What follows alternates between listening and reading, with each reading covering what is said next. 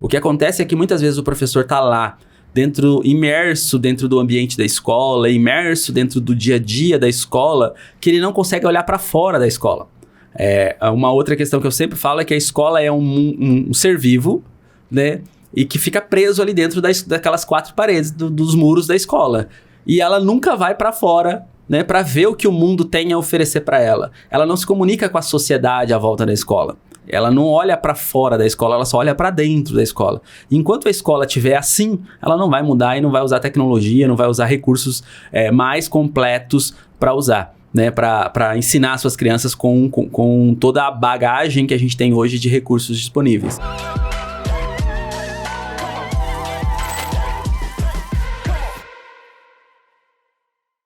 Oi, gente! Sejam todos bem-vindos a mais um LikeCast. Hoje a gente vai falar sobre tudo que gera comodidade na sua vida, sobre esse assunto que é a inteligência artificial e que tira você da sua zona de conforto, porque você descobre que o mundo nem precisava ser tão complexo como ficaria muito mais fácil se você usasse toda essa tecnologia. Mas a pergunta é: quando o assunto é educação, como é que a gente faz para usar isso a favor e não contra os nossos alunos? Como é que o professor faz para usar isso de forma inteligente em sala de aula?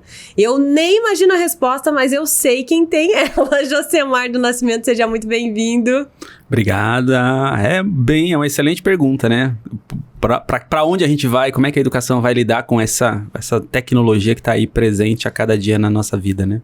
Será que o Max usa a inteligência artificial em algum ponto? Oi, Max, tudo bem? Tudo bem, Jéssica. Eu uso um pouquinho de gerador de texto, né? Eu gosto de conversar com ele, às vezes quando minha esposa não está muito disposta a trocar umas ideias comigo, eu vou lá no chat, sabe? Fico lá batendo papo com ele. Ou seja, nunca... Já começou pra essa esposa, eu sei que ela gosta de conversar. Discutível. Brincadeiras à parte, deixa eu apresentar pra você que não conhece o Josemar. Ele é pedagogo, cofundador da EduBot, sistema de ensino. Ele é autor de materiais didáticos, formador de professores para todas as fases de aprendizagem, com ênfase em tecnologia. Josemar, com esse currículo aí, conta pra gente. Não precisa se desesperar. Tecnologia em sala de aula, inteligência artificial em sala de aula. Tem jeito de usar a favor, como a gente disse ali no início.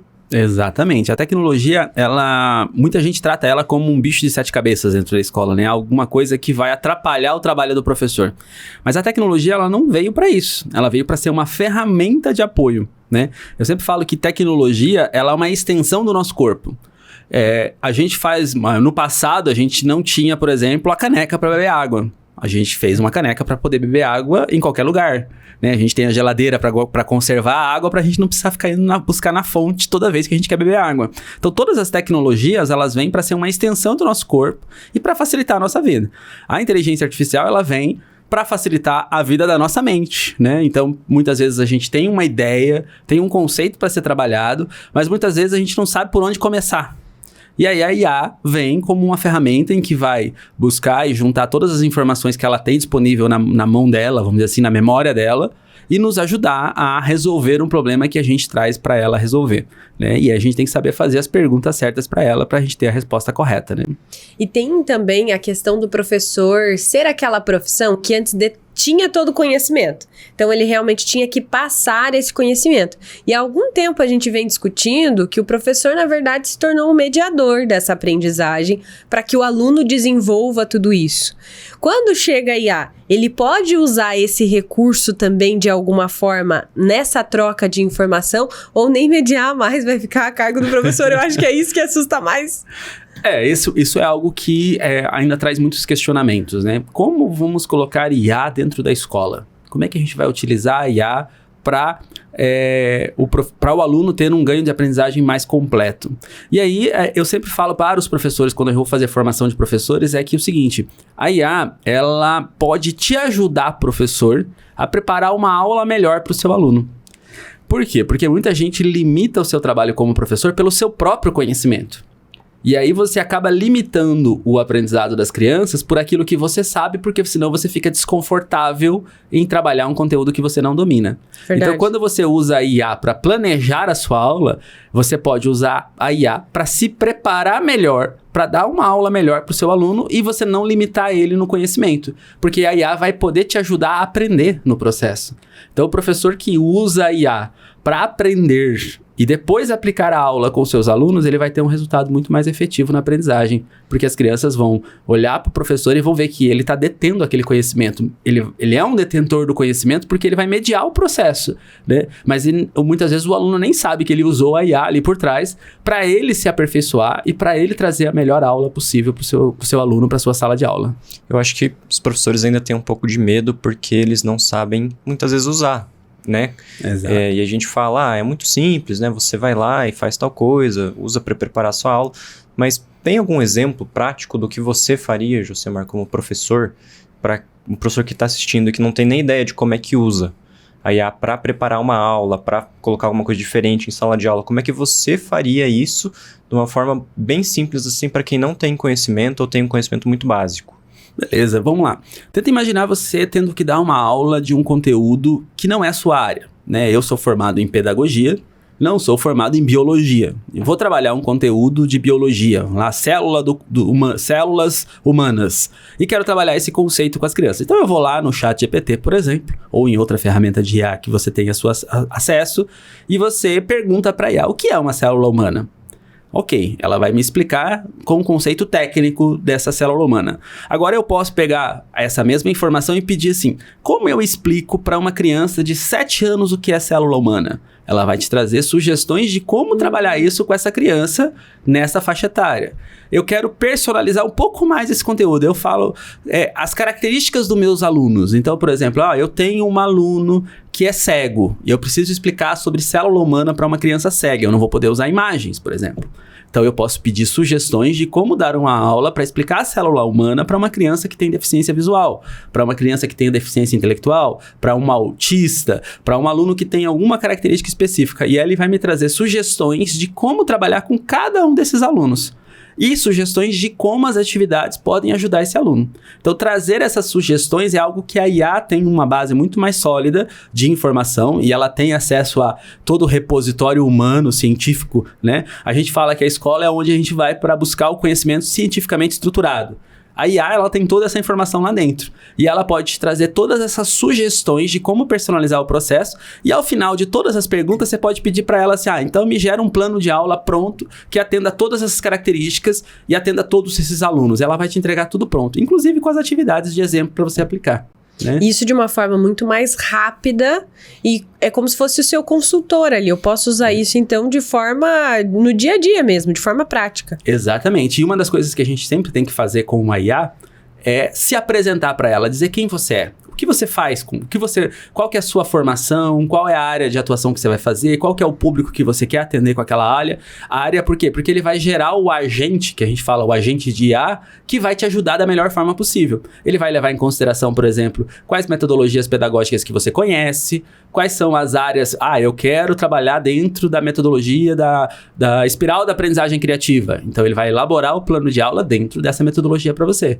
Eu quero utilizar um ensino híbrido aqui, com rotação por estações. Ela vai te entregar o plano de aula e vai te sugerir o que vai ter em cada estação e ela te entrega isso em menos de 5 minutos. Então, você vai sentar para preparar as suas aulas da semana com seus alunos, em menos de 5 minutos você já tem aquele tema que você vai trabalhar. Se você tem um planejamento para fazer, 1, 2 horinhas ali, você está com todo o teu planejamento, todas as atividades prontas e muitas vezes com os exercícios prontos, dependendo da ferramenta que você usar. Chega a ser engraçado porque parece que está conversando com uma pessoa mesmo, né? Quando você pede dessa forma que você explicou, eu sou um professor do ensino médio. Muito prazer, né? Eu quero preparar prazer, uma aula né? para os meus alunos lá, eles vão ver pela primeira vez tal assunto, como é que eu inicio isso? É como se você estivesse pedindo para um professor, né? Exatamente. Te ensinar alguma coisa. Claro que tem ali aquele robozinho, né? Que simula uma pessoa, mas tá tão avançado, e eu acho que vai ficar mais ainda, que já parece que você tá falando com uma pessoa mesmo, né? Exatamente. Ele é um agente que, se você orientar ele bem com o que você vai trabalhar, ele vai te entregar o melhor resultado possível. né? A taxa de acerto dentro dessas inteligências artificiais, de respostas coerentes, condizentes com a realidade, condizentes com coisas que você pode aplicar, e você pode até explicar suas limitações, né? Falar assim, eu não tenho na minha sala de aula projetor multimídia.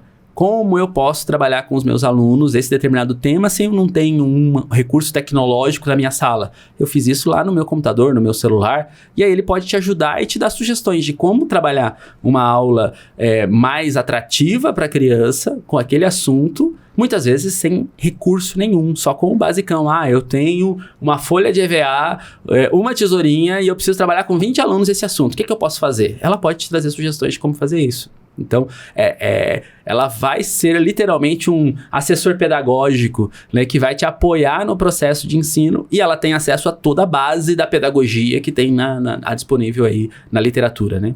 Eu acho que essa resistência que a gente tem tido em alguns casos é muito ignorante, vou usar esse termo, porque a gente fica às vezes pensando assim, mas eu estudei para fazer isso, eu já sei pesquisar no Google, só que olha o tempo investido. Eu acho que o ativo mais precioso de todo ser humano é realmente o tempo, e é aí que a inteligência artificial faz toda a diferença. O que a gente demandaria horas, a gente consegue reduzir esse tempo de forma muito eficaz.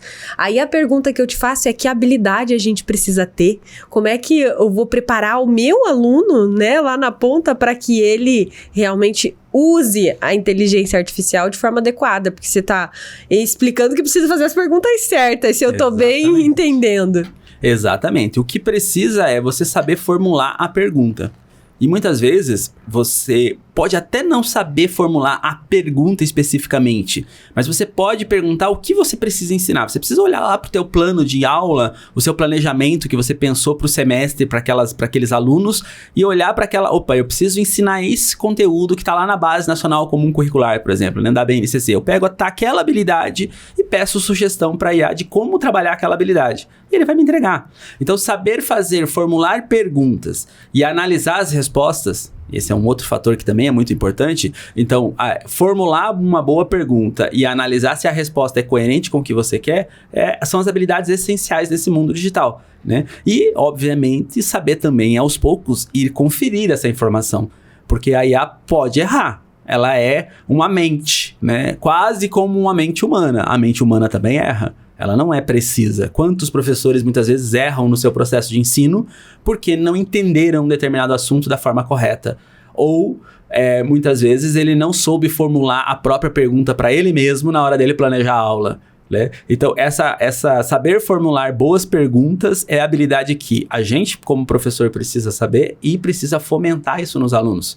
Porque eles precisam saber perguntar, né? A IA, ela não responde aleatoriamente, ela tem que saber formular a pergunta, né? E isso é uma deficiência que a gente tem, vários de nós temos, justamente porque nunca fomos questionadores. E as crianças de hoje são muito questionadoras. Tudo elas perguntam por que elas têm que fazer aquilo. Por quê, professor? Por quê? Por quê? E esse porquê dentro da sala de aula é algo que dificulta muito o trabalho do professor se ele não souber usar a tecnologia para responder esse porquê.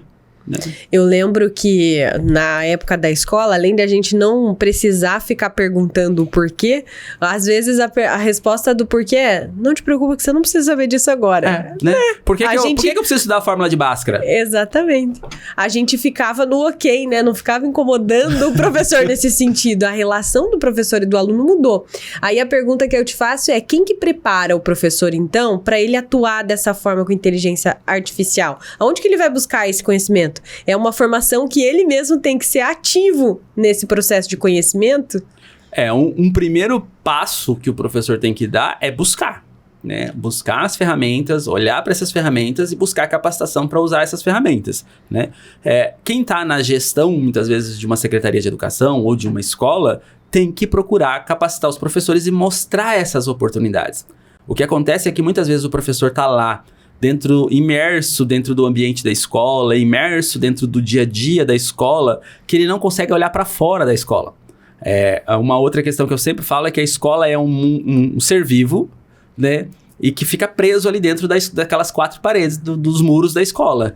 E ela nunca vai para fora, né, para ver o que o mundo tem a oferecer para ela. Ela não se comunica com a sociedade à volta da escola. Ela não olha para fora da escola, ela só olha para dentro da escola. E enquanto a escola estiver assim, ela não vai mudar e não vai usar tecnologia, não vai usar recursos mais completos para usar, né? Para ensinar suas crianças com toda a bagagem que a gente tem hoje de recursos disponíveis, né? Então a escola ela precisa se abrir um pouquinho mais para a sociedade, olhar para a sociedade, olhar o que tem de recursos disponíveis, procurar capacitação e muitas vezes trazer os professores ou levar a formação até os seus professores dentro da escola também, muitas vezes, para que isso seja efetivo, porque senão não vai funcionar, né? E os professores vão ficar lá, continuar fazendo do mesmo jeito que sempre fizeram.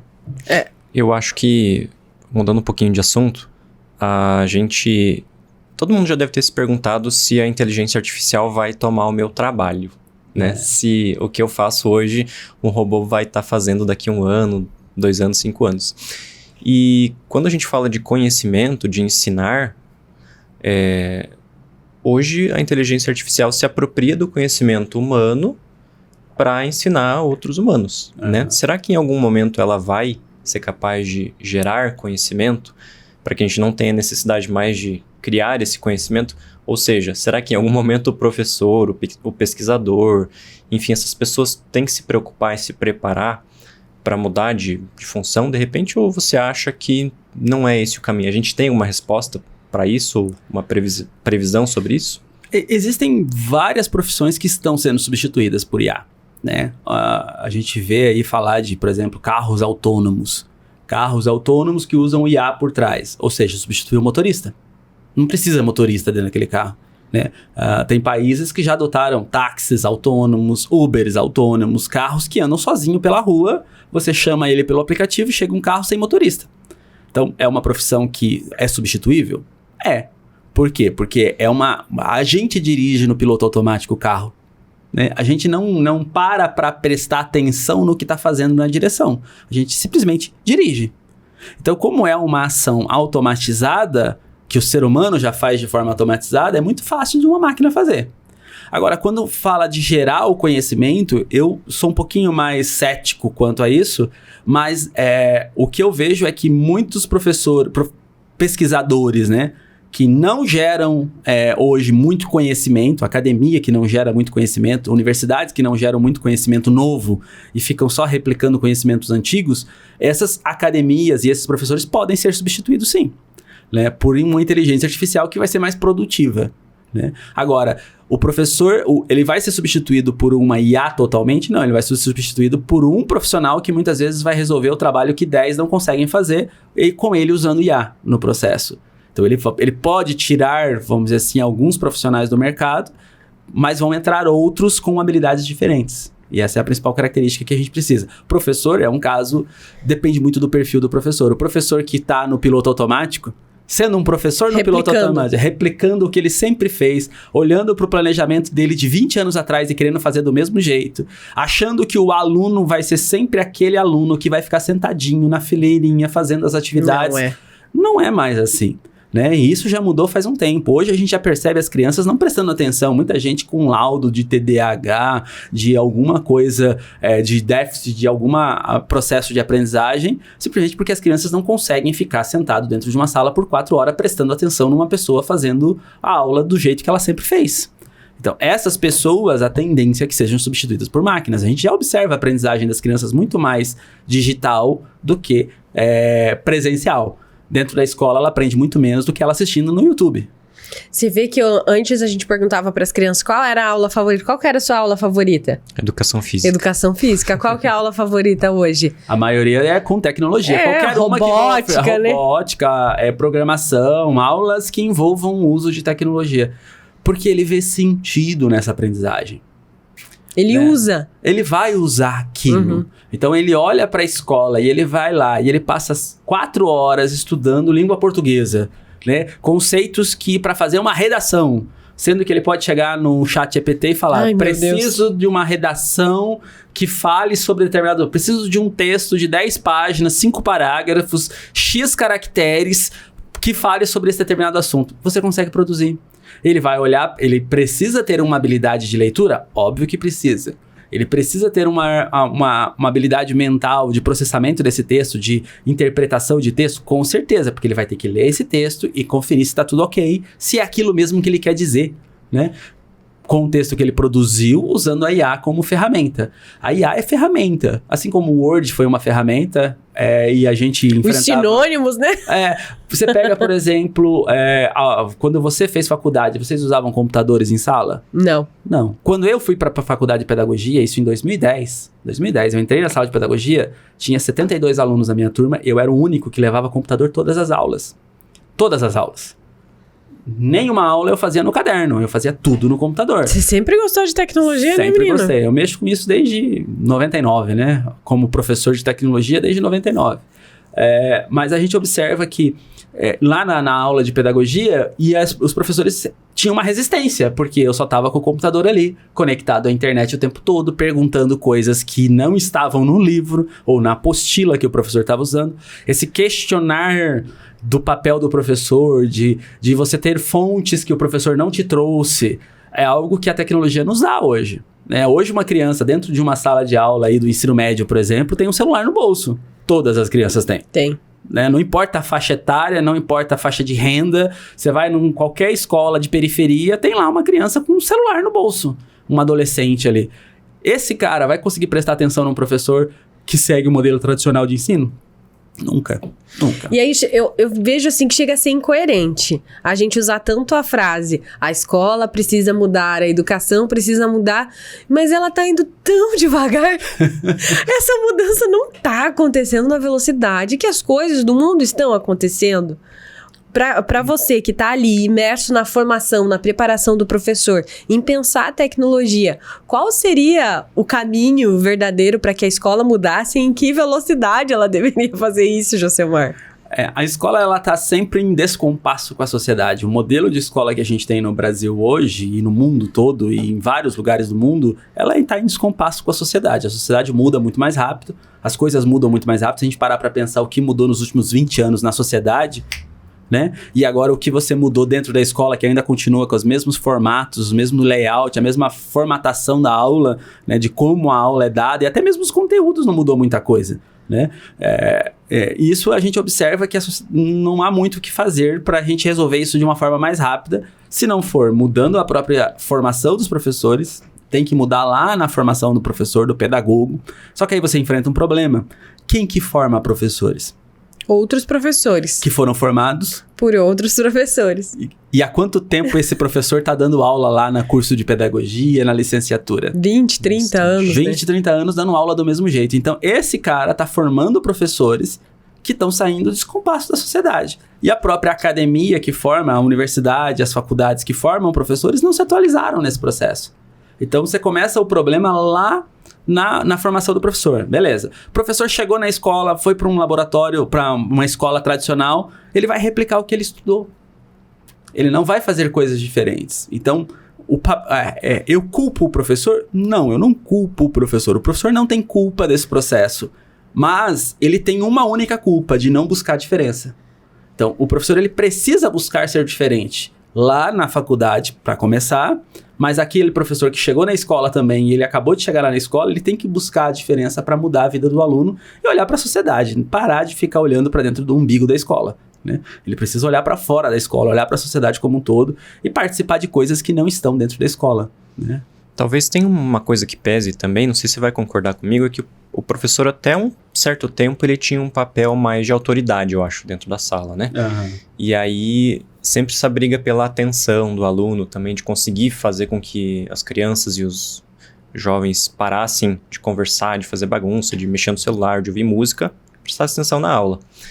E eu acho que deve ter um receio também de ceder um pouco dessa autoridade para um dispositivo ou para uma tecnologia e ele perder ainda mais esse controle, talvez, né, dos estudantes. É um controle meio fictício, né? Porque a gente não tem controle sobre o que o outro tá fazendo dentro da sala. Muitas vezes ele tá sentado olhando pra você e não tá prestando atenção. Tá em Nárnia.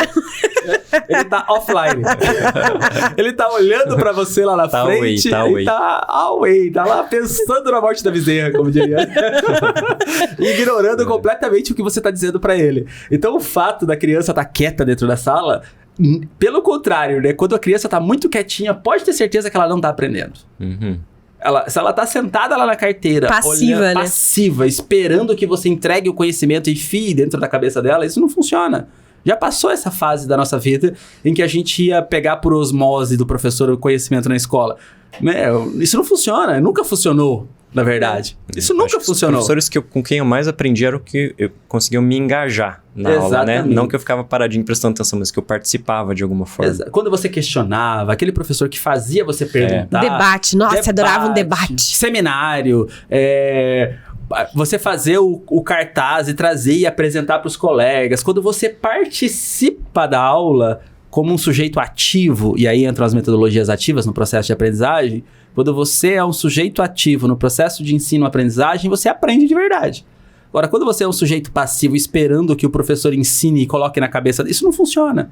Nunca funcionou, não vai ser agora que vai funcionar, né? Menos ainda. Menos ainda, num contexto social em que a gente vive. Por que o ChatGPT ou o YouTube ensina? Porque ali o aluno vai atrás daquilo que ele quer saber. Tem a curiosidade primeiro, né? Exato. Primeiro ele quer aprender. Então, por exemplo, você pega crianças, o meu filho com 4, 5 anos já aprendia sozinho. Bota ele na frente do YouTube e jogando o joguinho, ele aprende tudo que ele quer saber sobre o joguinho.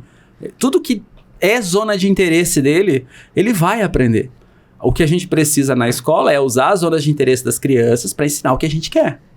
E é esse o papel do professor. Agora você falou uma coisa chave, gostei disso. Exatamente. O olhar para o aluno, ver o que o seu aluno gosta de fazer e trazer aquilo para o conteúdo que eu quero trabalhar.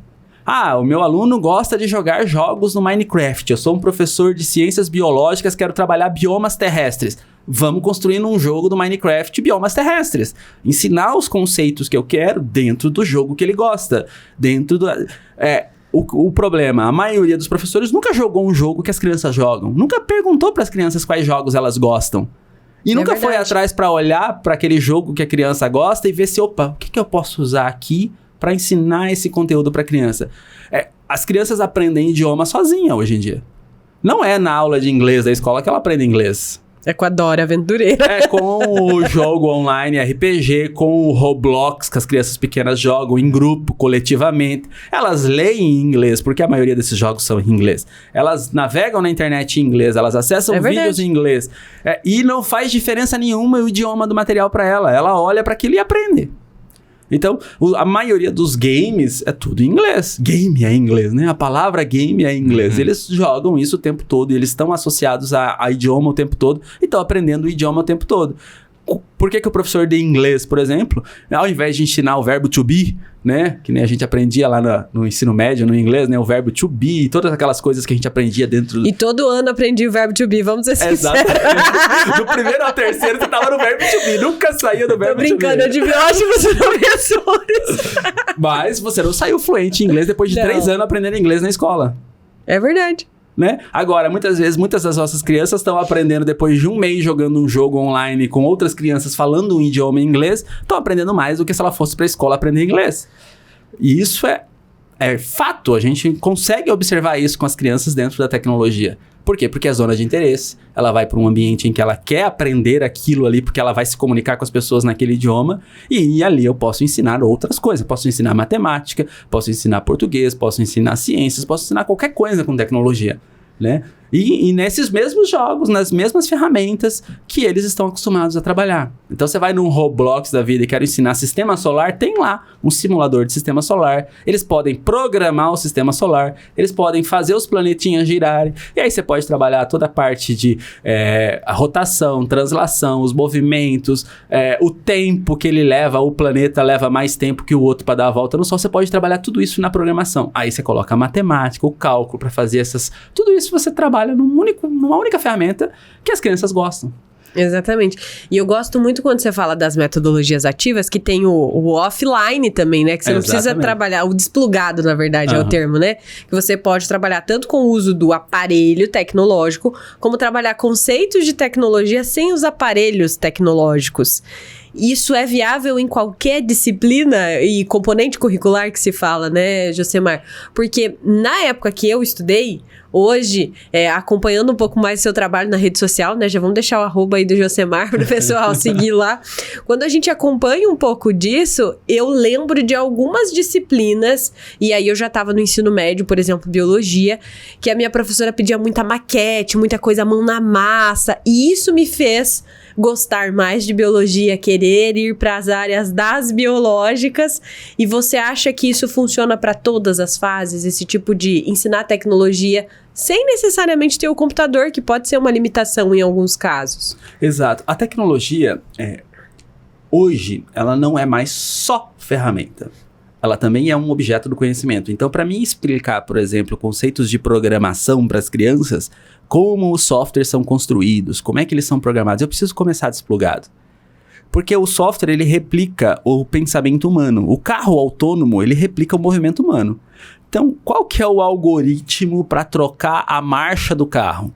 Como é que a gente pensa a marcha? A gente vai lá, pisa... Carro que não é automático, né? A gente vai lá, pisa na embreagem até determinado ponto, troca, engata a marcha. Conforme a velocidade que eu vou usar uma determinada marcha. Mas tudo isso é um processo mental, né? Quando eu vou programar o carro para fazer as mesmas ações, que são repetitivas, que são... elas têm sempre um porquê, um se senão ali, né? Se eu estiver chegando na esquina e vou parar o carro, qual marcha que eu tenho que reduzir e engatar para sair do lugar que eu tô? Então, tudo isso eu posso automatizar, né? Então, todo esse processo eu posso construir mentalmente para depois eu ir para uma máquina fazer a programação disso. Isso vale para qualquer software. Todos eles são construídos através das ações humanas, né? Olhando para o que o ser humano faz. Como é que eu escrevo? Eu escrevo da esquerda para a direita, fazendo as letras na ordem correta, dando espaçamento. O editor de texto faz isso. Então, quando eu programo o editor de texto para ser um editor de texto, eu tenho que ensinar ele esse processo, né? Que eu tenho que dar espaço entre as palavras, que eu tenho que colocar o ponto no final da frase. Por isso que o corretor ortográfico vai lá e marca se eu esqueço de fazer. Então, tudo isso é programável. Então, como é que a tecnologia funciona? Eu preciso explicar isso para o aluno desde pequenininho. Por quê? Porque se ele quiser seguir para a área das tecnologias, para desenvolvimento de tecnologia, isso vai ser útil para ele. Se ele não quiser seguir para a área das tecnologias, mas ele tem que saber usar a tecnologia com sabedoria.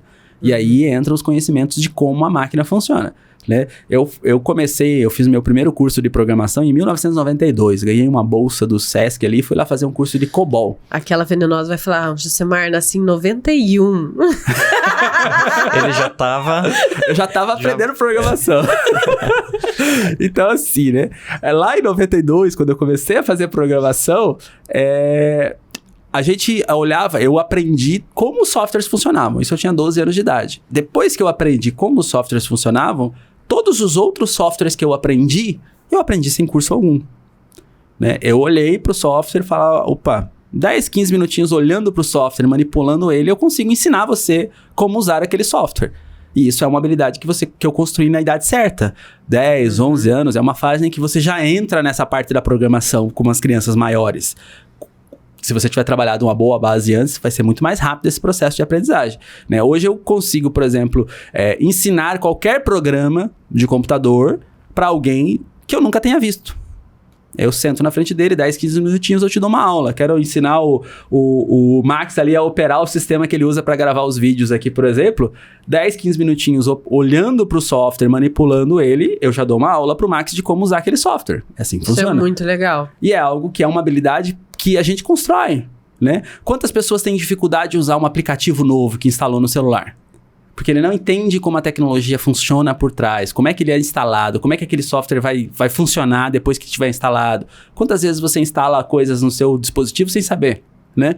É verdade. Sem saber como, ou porquê, ou como aquilo afeta o desempenho do seu celular, o desempenho do seu computador, porque você não sabe como é que a tecnologia funciona, como é que funciona a memória do computador, como é que funciona o processador do computador. Então, esses conhecimentos, eles precisam começar cedo hoje, porque a criança tem acesso a isso o tempo todo, né? Então, esse conhecimento precisa ser trabalhado na escola e ele pode ser trabalhado sem tecnologia. E, obviamente, que em algum momento você vai ter que trazer a tecnologia para o processo, né? Mas você pode começar tudo isso desde a educação infantil a trabalhar com as crianças sem tecnologia. Isso é muito interessante. E aí você me disse que aos 12 anos você estava aprendendo programação. Aos 8 você estava vendendo picolé. Isso aí é um plot twist nessa história. Explica um pouquinho de como foi o teu processo de educação, porque diz que lá nos primeiros anos a gente vai se identificando com algumas coisas. Exato. A tecnologia, nessa época que você estava estudando, como é que era? Porque eu tive acesso à tecnologia muito mais tarde, né? Eu falava aqui com o Max, na nossa época de faculdade, nem tinha smartphone, né? Então a gente não tinha essa ânsia de querer tecnologia igual a nossa área exige hoje, né? Tudo na tecnologia, a gente não faz nada sem internet, faz?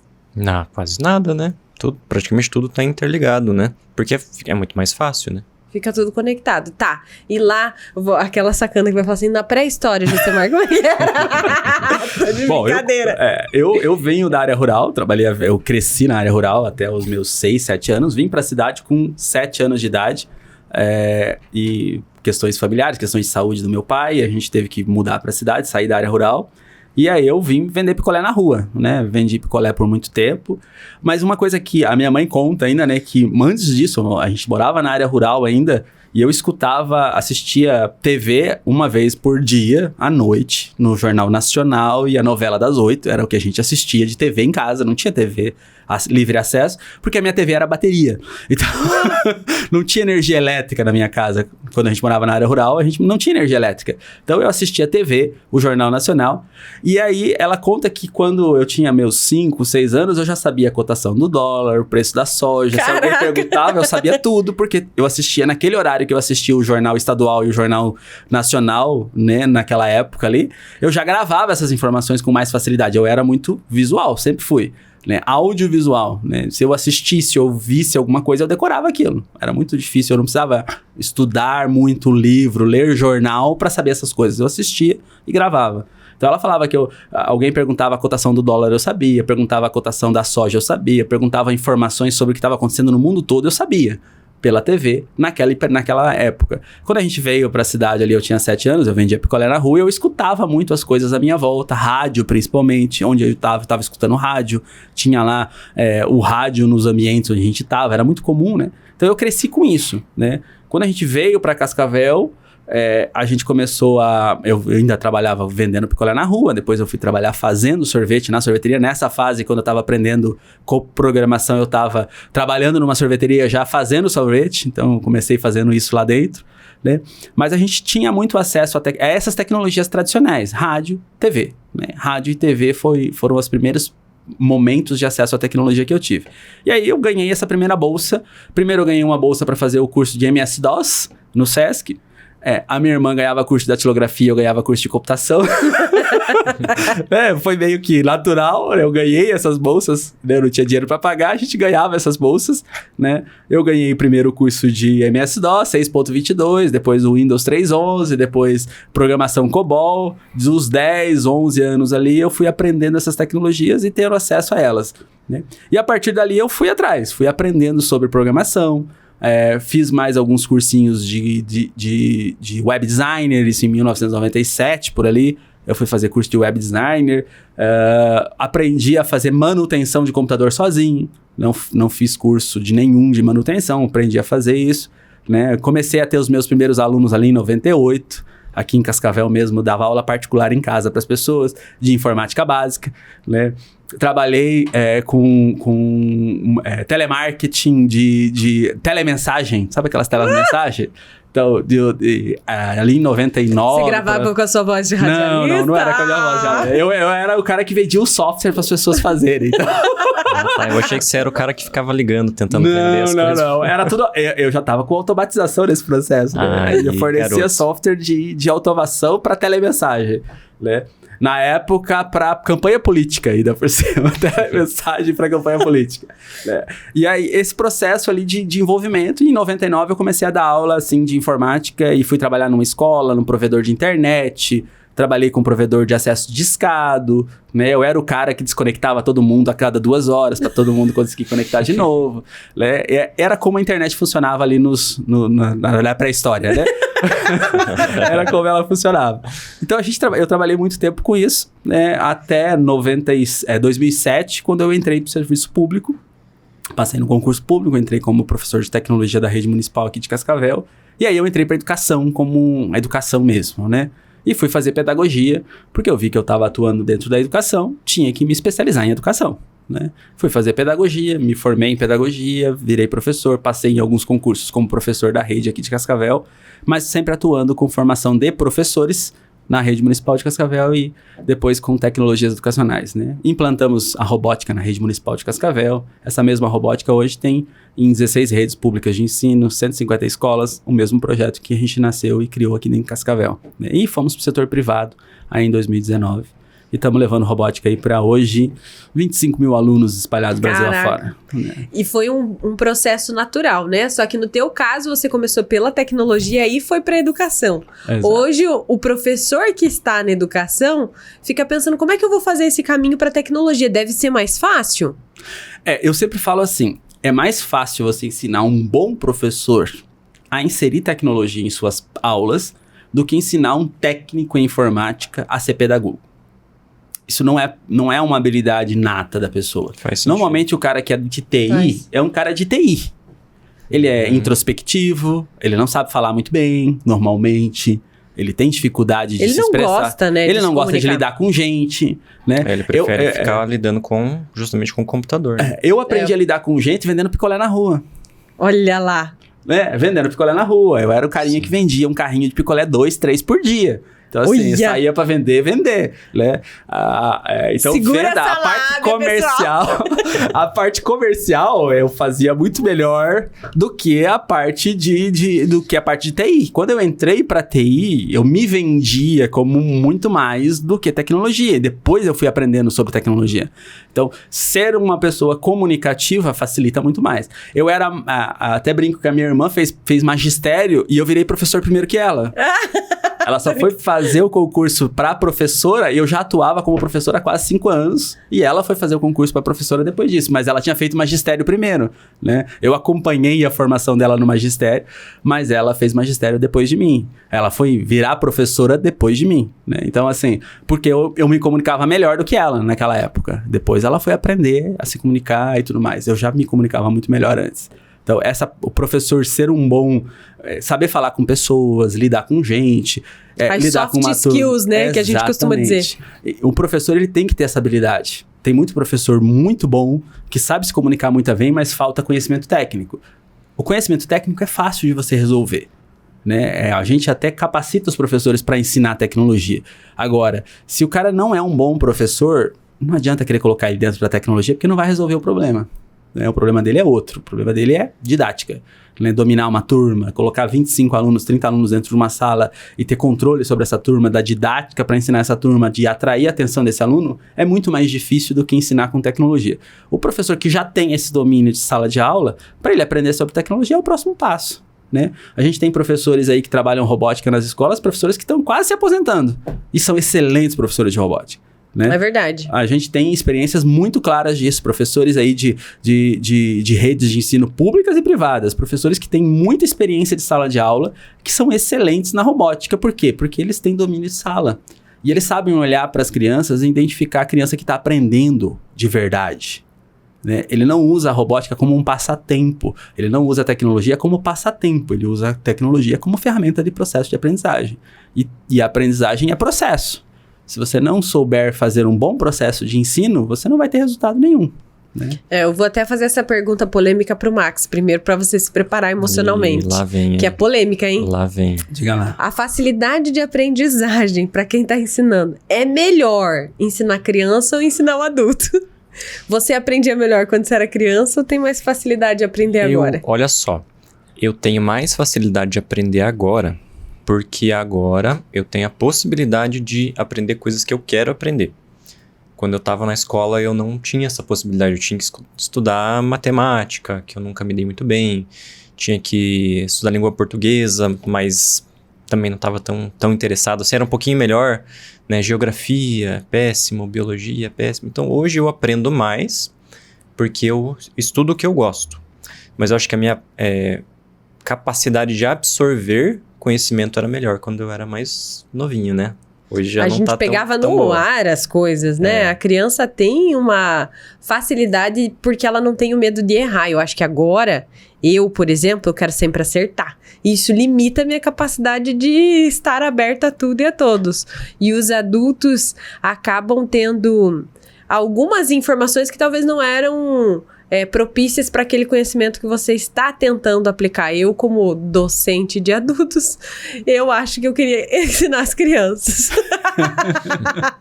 Como é que é para você isso, Josemar? Porque você conseguiu, como docente, como formador, uma experiência nas duas bases e navega entre os adolescentes também, se precisar, com muita facilidade. O que você diria? Melhor ensinar quando criança, tecnologia mesmo? A criança, ela tem uma curva de aprendizagem muito rápida. Então, se você começar na idade certa a ensinar ela, e você usar as ferramentas certas na idade certa, que também tem essa, né? Muita gente acha que eu vou colocar um tablet na sala da educação infantil e as crianças vão aprender. Não é assim que funciona. Não? Elas estão numa fase em que elas são concreto. Elas precisam de coisas concretas, físicas para ela fazer. Então eu coloco lá um material concreto para ensinar, por exemplo, o que é o teclado. Eu quero ensinar o que é o celular para ela, beleza. Mas eu não preciso estar com o celular na frente para ensinar ela o que é o celular. Eu não preciso ensinar para ela, mostrar uma tela para ela saber usar, porque isso ela vê o tempo todo, ela é intuitivo para ela fazer, mexer, manipular. Agora, eu quero ensinar para ela o que é a memória do celular, então eu faço uma caixinha, coloco componentes lá dentro e falo, ó, chegou, encheu. Por que encheu? Porque eu coloquei coisas demais. Então, o que eu preciso tirar aqui que eu não preciso dentro dessa caixinha, né? E aí eu vou ensinar o conceito de memória para ela. Então, assim, eu posso ensinar essas coisas para as crianças sem necessariamente ter o celular lá dentro da sala de aula, né? Mas eu posso fazer isso de uma forma bem melhor. E a criança pode ter certeza que ela nunca mais vai colocar aplicativos demais no celular, né? Ela sempre que ela vai saber que ela vai ter que remover algumas coisas para que ela possa colocar novas. Perfeito, E ela vai olhar. Ela vai ver fisicamente que não cabe infinitas coisas ali dentro. Então ela tem que saber fazer escolhas, né? O que eu tiro, o que eu deixo dentro da minha caixinha. O que é importante para mim e o que não é importante para mim. O que eu vou, sempre que eu precisar de mais espaço, o que eu vou apagar? Quais são as coisas importantes que eu posso manter, que eu preciso manter? Quais são os aplicativos que eu tenho que manter? Eu vou dar um exemplozinho, eu sempre trago pro Pedrinho lá em casa, né? O Pedrinho, ele tem um celular dele, que ele tem uma cota diária que ele pode usar. Então, ele tem que saber quanto tempo ele vai ter. Ele tem que ter controle de tempo. Ele tem que saber que, ó, se eu ficar 2 horas aqui, eu vou comer o meu tempo do dia todo. E aí já era, né? Às vezes a gente tá lá no sítio e aí tá chovendo e ele quer usar o celular. Se ele usar as 2 horas de uma vez, acabou o tempo dele. Então ele tem que saber controlar um pouquinho de tempo para cada momento. Agora, instalou os aplicativos no celular e aí ele começa a instalar, jogar, aparece outra propaganda de outro joguinho, ele vai, instala e daqui a pouco acabou o espaço do celular. Quais jogos que ele pode remover? Né? Outro dia ele tava removendo o WhatsApp, Instagram, Facebook pra colocar joguinho. Ele é esperto. Só que, daí eu falei pra ele, beleza, e daí como é que eu te mando as fotos que eu tiro de você? Você fica sem o WhatsApp, como é que eu vou te mandar essas fotos? Como é que você vai publicar as suas fotos se você tirar o aplicativo do Insta, né? Então, são coisas que eu preciso ensinar ele que, opa, então esses 3 aplicativos aqui você não pode remover, você pode remover todos os outros. E aí ele tem que aprender a lidar com isso, né? Se ele remover os atalhos da área de trabalho que ele gosta, como é que ele vai abrir esses aplicativos? Ele vai sofrer um pouquinho mais para encontrar. Então, ele tem que aprender a lidar com a tecnologia e fazer escolhas. Só que a gente tem que dar autonomia para a criança fazer isso. E tem que mostrar como fazer, né? Mas tem que começar pequenininho. E eles aprendem. Hoje ele não faz mais. O WhatsApp, o Facebook tá lá no celular dele lá. E eu tenho controle, eu consigo monitorar tudo isso. E essa é uma das coisas que criança também precisa. Monitoramento, né? Acompanhar. Você não coloca um celular na mão da criança se você não tem controle sobre isso. Senão você não dá. Do tempo também, né, Josemar? Exato. Por que você acha importante essas são 2 horas, né? Que você falou que o Pedrinho pode usar 2 horas. Acabou as 2 horas. Acabou. Só amanhã. Só amanhã. Por que você acha importante ter essa limitação? Porque a criança já fica muito em outras telas também, né? Tem a TV, né? E ele precisa ter coisas mais físicas também. Ele tem que exercitar o corpinho dele lá, fazer correr, pular, brincar. Tem que conversar com outras crianças presencialmente. Por mais que nos joguinhos eles joguem coletivamente em muitos jogos, ele tem que fazer outras coisas. Então você tem que ter controle do tempo. E aí na escola tem que cuidar quanto tempo na escola está sendo usado tela também, né? A escola tem que ter um limite de tela para uso das crianças. Ah, mas eu tenho aula de robótica lá na escola e daí eu vou usar tela. Mas tem outra aula que está usando tela? A aula de língua portuguesa está usando tela? A aula de arte está usando tela? Então, quando a gente pensa, né, no contexto todo, eu passo 4 horas na escola, quanto de tempo eu estou gastando com telas com essas crianças? Então, tudo isso a gente tem que levar em consideração, né? É por isso que, assim, quando a gente fala do pensamento computacional, da robótica, por exemplo, a gente procura limitar a quantidade de horas de tela que essas aulas vão usar. Porque senão ela vai sobrecarregar o uso das crianças e as crianças vão ter muito mais tela do que deveriam. Né? Além de fazer mal para a saúde também, ficar muito tempo na frente da tela, né? Você sabe que com tudo isso que você falou, eu fiquei pensando aqui. Ninguém me explicou que o meu celular enchia tão rápido na minha época. Eu jurava que era infinito, Max. Tá aí.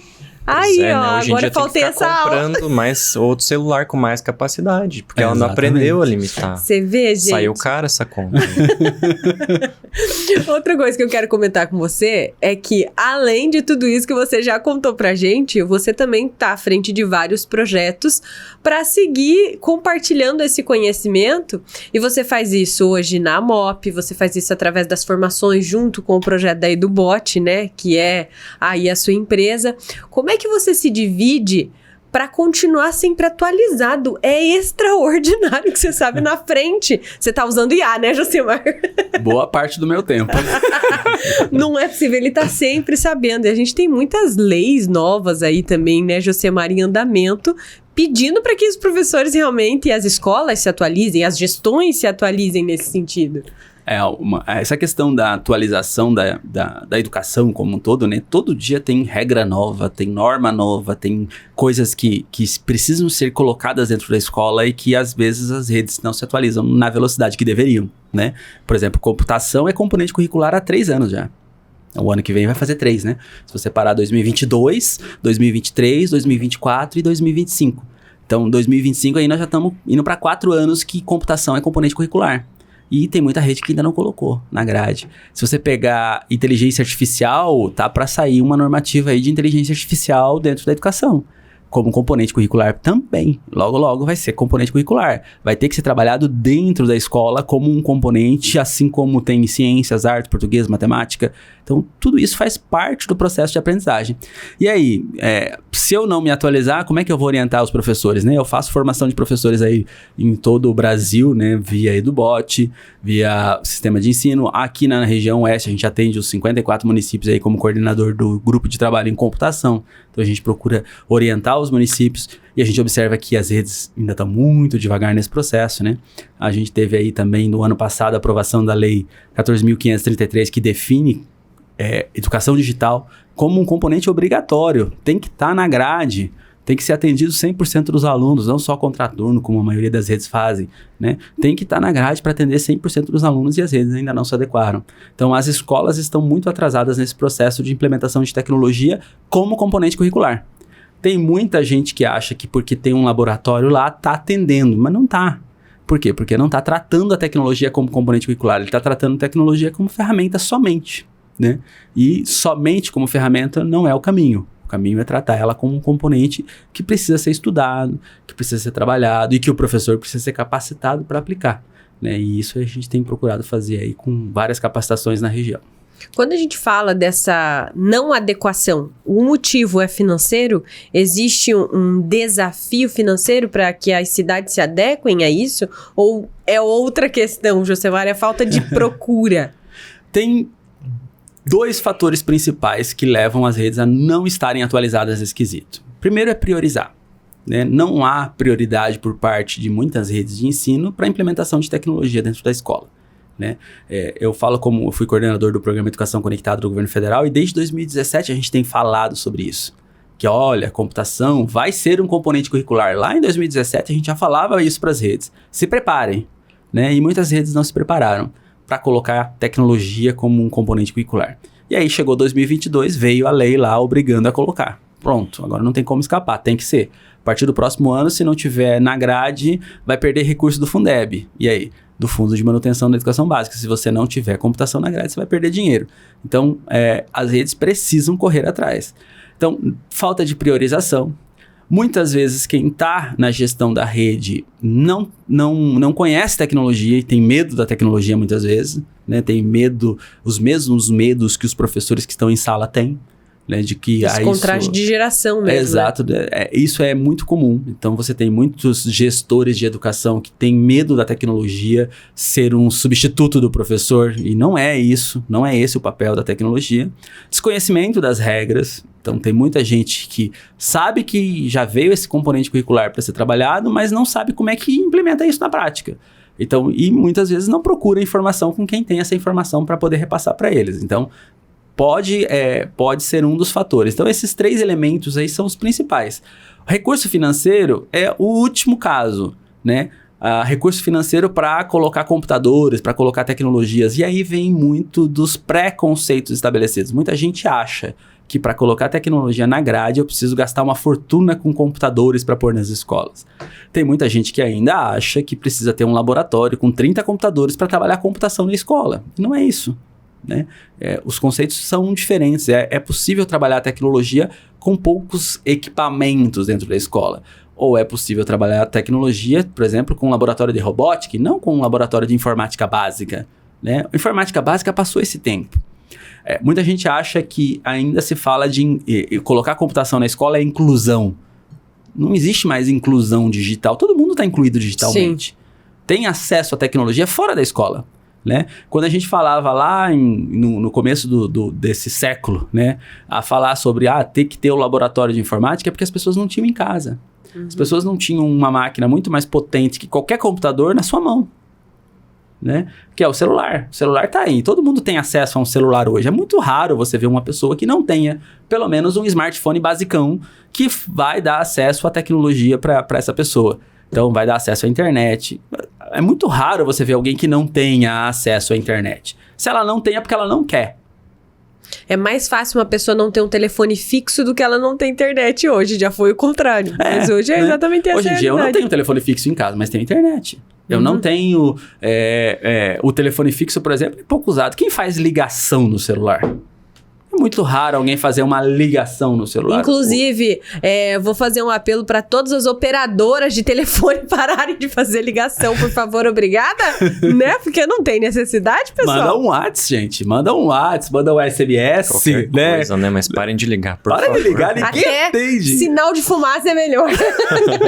É mais efetivo, né? As pessoas ainda têm a mania de ligar para outras pessoas. Tem algumas pessoas que ainda ligam. Gente, manda um WhatsApp, o registro tem o mesmo peso de uma ligação, né? O texto do WhatsApp tem o mesmo texto de um e-mail, né? Então, tem muito mais peso, fácil, né? E legalmente falando tem o mesmo valor, né? Se você for pensar juridicamente falando, o texto que está no WhatsApp tem o mesmo valor jurídico. Então, não há necessidade da ligação telefônica. E ninguém mais usa atender ligação telefônica, né? Se você quer falar com alguém, manda um WhatsApp, essa pessoa vai te retornar ali, se for do interesse dela. Se não for do interesse dela, não. Pronto. E isso sobre inclusão é bem legal você pontuar, porque houve uma época que a grande bandeira era a inclusão digital e a gente pensava no laboratório de informática. Eu me lembro que quando eu estava na escola, também era meio pré-história, né, Josemar? Sim, Faz um tempinho. A gente tinha que anotar lá quando você ia usar o computador, porque a escola tinha que manter o registro de quem passava por cada um dos computadores no laboratório, porque você tinha que usar com muita responsabilidade. Hoje, gente, isso é muito arcaico, né? Não se tem necessidade de tantos computadores, justamente porque o celular se tornou esse computador. Muita gente não tem o computador, porque já tem tudo no celular, né? Então, essa facilidade realmente não deveria ser uma das resistências, como você disse, para trabalhar a tecnologia em sala de aula. Tem outras formas de resolver esse problema. Eu tava pensando uma coisa aqui antes, que você falou da entrada do celular, né, na sala de aula, uso de tecnologia, enfim. Será que a inteligência artificial é uma revolução maior do que a entrada do celular, o acesso do celular? Não só na sala de aula, né? Mas como uma tecnologia no mundo para acesso à informação. Será que a IA vai revolucionar mais do que o smartphone revolucionou? Eu não diria que revolucionaria mais, mas na mesma proporção. Eu diria que o smartphone... Porque o smartphone ainda é uma revolução, por quê? Porque você tem IA aqui dentro. Né? Então, você precisa dele para acessar a IA. Você vai precisar de um recurso tecnológico. Se você não tiver um desktop, você vai precisar do celular. Então, o celular, ele é o meio de acessar as ferramentas que a tecnologia nos proporciona. A IA, a conversa no WhatsApp, no Facebook. O direito à comunicação hoje é garantido através de um smartphone. Né? É verdade. Então, hoje é um direito humano você ter acesso a recurso tecnológico. Tanto que as operadoras não podem bloquear 100% a sua internet. Ela tem que te deixar uma velocidade mínima lá. Ah, é? Não Se você não pagar a conta de telefone, ela tem que deixar lá 1 mega de velocidade disponível para você. Porque é um direito básico hoje você ter acesso à comunicação. Então, é um direito do ser humano hoje comunicação. Então, se você não tiver um smartphone que tenha uma velocidade mínima de acesso à internet, você não vai ter acesso à IA. Uhum. Então, a IA, ela é no mesmo nível no quesito do quê? Velocidade com que você resolve as coisas com a IA. Você pode ter você tendo uma dúvida, você coloca na IA aqui no teu smartphone, você vai conseguir resolver muito mais rápido. Você quer gerar uma imagem para você usar na sua aula, você consegue gerar com IA. Você quer ir gratuitamente, né? Você tem ferramentas para isso, né? Então, hoje você tem N possibilidades de integração da IA na sua profissão, em qualquer profissão que você tenha, né, para que você possa ter uma integração efetiva e possa usar essa tecnologia a seu favor, né, dentro da escola. Então, o professor, ele precisa, e quem trabalha com tecnologia precisa trazer essas ferramentas para a sua prática, porque senão ele vai estar desconectado do mundo real, que é o mundo das crianças. As crianças vivem no mundo real, não só no virtual. Você sabe que eu tava lembrando aqui, 2019 foi quando a gente teve a oportunidade de se conhecer pessoalmente, né? Pra produzir e falar de tecnologia. E naquela época, eu não tinha ideia do que era a robótica. E hoje a gente tendo essa conversa, o termo robótica, ele se difundiu bastante. Hoje na comunidade escolar, dentro da educação, as pessoas têm compreensão ou muita gente ainda não sabe a diferença. Porque robótica, pra você também lembra robô? Pra mim lembra robô. Sim, tem. E não é sobre isso, né? Não é sobre isso. Robótica, ela vai muito mais além. E quando você fala de robótica na educação, a gente está falando de conceitos por trás da automação, né? Ensinar como a tecnologia realmente funciona. Né? E a maioria das escolas não tem noção disso. A maioria das escolas ainda tem a dificuldade, a interpretação de que colocar um robozinho bonitinho dançando é robótica dentro da escola. Podia ser mais fácil, mas muito não mais simples, mas não é só isso. Né? Isso é uma das elementos, é o fruto da robótica. Ensinar robótica para as crianças não é ensinar ela a fazer um robozinho dançar, ou até mesmo participar de uma competição de robótica. O processo até chegar no momento da competição é o que importa. Né? O processo de ensinar o que é um sensor, o que é um atuador, o que é uma placa controladora, o que é a programação envolvida no processo da robótica é mais importante do que botar o robozinho para participar da competição. E eu vejo muita gente que coloca faz um projeto na escola, coloca lá os robozinhos para participar da competição, e como se isso fosse robótica. Isso é o fruto da robótica. Robótica é um processo. Né? E no caso de crianças, a gente tem que ensinar desde pequenininho várias etapas até que ela possa ir para uma competição com conhecimento sólido. Senão ela vai só por diversão. E elas se divertem, né? Muito. Mas você se divertem muito. Mas você sabe que eu fico pensando em você aí que tá me assistindo. Amigo professor, eu te entendo. Imagina, no teu mundo não tinha celular, ele é do tempo do mimeógrafo. Maldade, hein? Não é verdade. Eu tive aula com mimeógrafo. Eu entendo a dificuldade. Tive, mas não precisa ficar lembrando assim. Mas eu tô querendo dizer que é muita mudança num curto espaço de tempo. As coisas estão mudando muito rápido. Então, mal entendemos o que é robótica ou tecnologia em sala de aula, vem a inteligência artificial e bagunça muito. O que você acha que já está alcançando, não. Agora eu estou pronto para a robótica, já vem inteligência artificial. Então, esse processo de aprendizagem, ele tem que ser continuado. Existiam as profissões que nunca paravam de estudar. Existem, né? Existe. A medicina nunca para de estudar, né? A gente quer que o médico sempre esteja atualizado. E o médico desatualizado está fadado a morrer. Exatamente. Profissionalmente. E agora a gente tem o professor que tem que entender que ele não pode mais dar aquela mesma aula e, muito pelo contrário, ele vai ter que ser ativo nesse processo, né? Não dá mais para ter feito a faculdade e finalizou por aí, até porque as faculdades tendem a mudar com o tempo cada vez mais, né, Josemar? As formações, as profissões. Então, se fosse para eu dar um conselho, procurem o Josemar. Até o professor de educação física, né? Ele tá perdendo espaço. Aí antes tinha aula preferida, agora já é robótica. Exatamente. Até ele vai ter que dar os pulos lá para os Professor de artes, comparecer. educação Professor física, de artes. né? O professor de artes também era o professor mais amado na escola, era o de artes e educação física, né? Eu particularmente gostava mais de matemática, mas tudo bem. Ah, você é um caso à parte, né? Mas você sabia a cotação do dólar aos 7 anos. Você não é patamar. Essa aí foi, no fundo do coração. Eu, com 7 anos, Josemar brincava de boneca, né, Josemar? A grande maioria das crianças. Eu tava comendo terra ainda. Eu tava dando troco, vendendo e dando troco no carrinho de picolé com 7 anos de idade. Pra gente terminar, eu acho que uma mensagem principalmente otimista para esse professor que passou aqui com a gente, pro gestor de escola que está acompanhando esse podcast hoje, Josemar. O que a gente pode dizer que é o caminho, então? Se eu não comecei ainda, se eu tô perdido, se eu tô precisando entender mais para realmente colocar os meus alunos no caminho das habilidades que eles vão precisar de fato no futuro, o que a gente faz? Qual que seria o primeiro passo na tua visão? Formação do professor. O professor, ele precisa receber, primeiro, ele precisa passar por um momento de sensibilizar, mostrar para ele que esses recursos existem, que eles não são um bicho de 10 cabeças que vai engoli-lo, né? Que ele precisa passar pelos processos de formação relacionados ao uso dessas tecnologias. E se ele não ir atrás disso, essa tecnologia precisa ir até ele.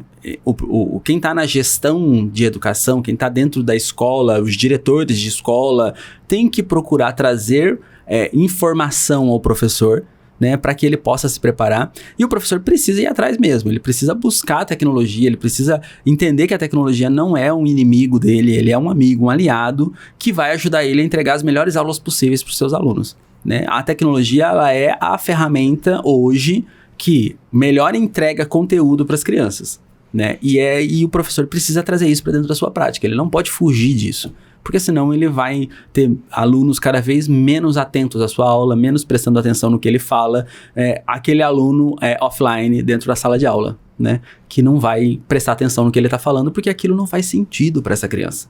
Se o professor não usa a tecnologia na sua prática, o que ele está fazendo em sala não faz sentido para as crianças. E aí o porquê da criança não é respondido. Por que eu estou aprendendo isso se no mundo real eu não uso isso? Uhum. E quanto tempo ele precisa para colocar em prática? Porque antes a gente fazia a faculdade para daí colocar em prática. Essa formação continuada propõe, aprende e aplica. Aprende e aplica, na hora, né? No dia seguinte, o que ele aprendeu, ele já consegue levar para sua prática.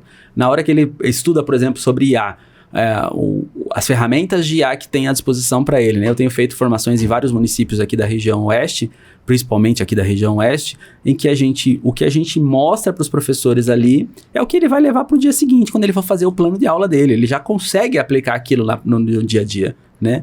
E aí ele percebe que, a grande maioria deles percebe que, isso aqui, por que eu não sabia disso aqui ontem? Eu quero fazer uma apresentação de slide. Quer ver uma coisa muito interessante que a gente observa sobre a apresentação de slides, né? Não sei se você lembra, mas quando eu estava na escola, já existia projetor de slides.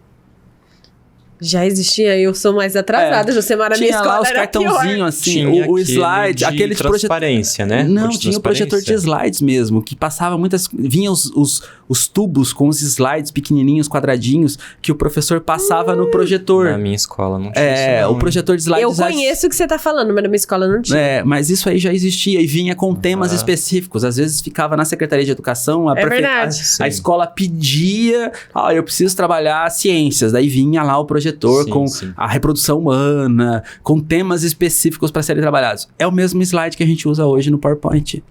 O nome slide vinha justamente porque ele escorria por um canal de slide e era projetado. Então, o slide do PowerPoint é o mesmo slide que a gente usava há 35 anos atrás, quando eu estava no ensino fundamental, já existia. Então, hoje, para você gerar um slide por IA, por exemplo, você leva 30 segundos para você gerar toda a sua apresentação pronta. Não tem cabimento. E ele vai falando, vai vindo umas memórias. Sabe o que eu lembrei? Quando falavam de inclusão digital, chegou no estado a TV laranja. A TV tem laranjinha. ainda uma na sua escola? Comenta aqui porque eu quero saber. Exatamente, as TVs laranja. E a TV laranja, a ideia era moderna. TV grandona, né? Pois é. 29 polegadas, né? Exatamente. Viu? Eu tenho uma lista de mitos e verdades. Dá tempo nesse podcast? Posso fazer? Pode, Resposta rápida agora, hein? Mitos e verdades, Max. Vai lá. Vamos lá. A tecnologia substituirá os professores, sim ou não? Não. Não. Oh, que titubeou aí. É que Vai assim, ficar é subjetivo. polêmico É esse subjetivo. É subjetivo. A tecnologia na educação torna os alunos mais preguiçosos? Não. Por quê? Essa vai ter que ter um porquê. Não. A tecnologia, ela, na educação, ela torna os alunos mais pesquisadores. Então, o aluno que descobre que a tecnologia pode ajudar ele a aprender, ele vai atrás do conhecimento por conta própria. Dentro da sala de aula, ele pode até ficar preguiçoso, porque ele vai entregar conteúdos prontos. Mas ele teve que ir buscar esse conteúdo em algum lugar. Entendi. Entendi, ó. Aprendeu, né? A tecnologia é cara e inacessível. Mito. A tecnologia prejudica o desenvolvimento social dos alunos. Essa eu também quero por quê?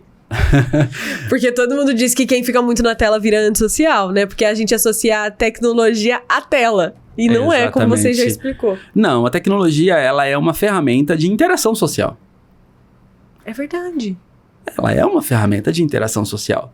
Só que o que muda é que antes a gente interagia com os nossos pares presencialmente, em nossa volta, e a gente estava restrito ao mundinho em que a gente vivia.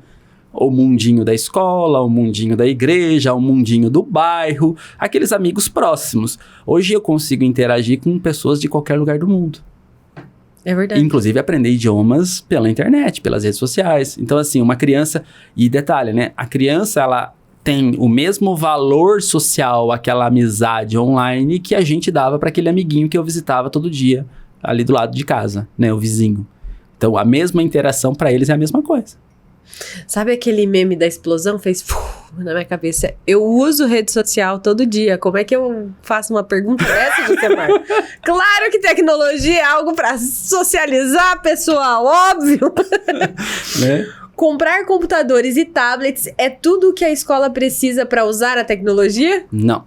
Muito bem, a gente já escutou o porquê aqui hoje. A tecnologia tornará as aulas menos interativas, porque com o uso, por exemplo, da tecnologia do slide, como você falou, ela vai ficar menos interativa mesmo, né? Exatamente. Antigamente eram. As aulas, a tecnologia era de consumo. O professor trazia o componente, mostrava para o aluno e o aluno não interagia com aquilo, né? Hoje, com a tecnologia, eu posso trazer a interação para dentro da sala de aula. Literalmente, os alunos, por exemplo, no ensino médio que tem o próprio celular, o professor pode fazer atividades interativas com o uso do celular das crianças. Perfeito. E eu saio desse podcast com uma certeza. Se antes ser autodidata era algo especial, a gente já virou autodidata no processo da vida com tecnologia e não tinha percebido, não tinha se dado conta até agora, na verdade. Todo mundo já aprendeu alguma coisa no YouTube, no TikTok, no Reels, modelando, né, ali a tecnologia e só se deu conta hoje com a sua entrevista, viu? Foi muito importante.